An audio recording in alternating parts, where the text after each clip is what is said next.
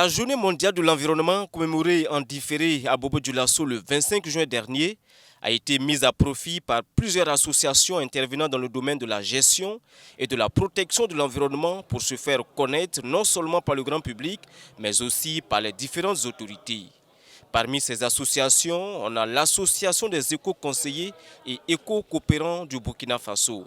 Il s'agit en clair d'une association de personnes formées à la gestion de l'environnement et qui a pour intérêt particulier à impliquer les populations au premier plan dans la recherche des solutions aux problèmes environnementaux.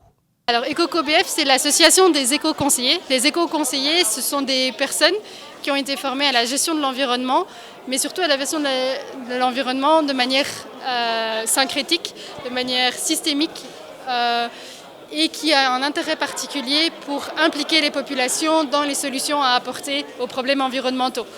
Donc notre association est composée d'éco-conseillers qui ont été formés grâce à l'Institut Éco-Conseil de Belgique.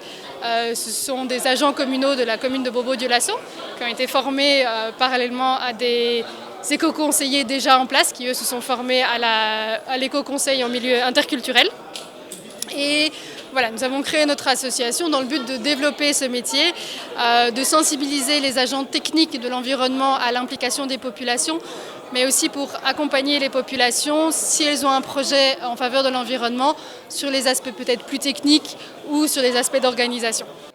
L'association des éco-conseillers et éco-coopérants du Burkina fait donc de la protection de l'environnement son cheval de bataille.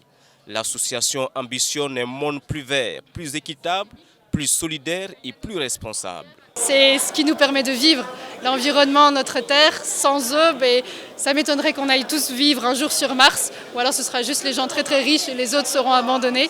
Donc pour moi aussi, défendre l'environnement, c'est aussi une question de justice sociale. Ici, on est dans une exposition où il y a énormément d'autres associations qui n'ont pas exactement le même domaine d'expertise que nous.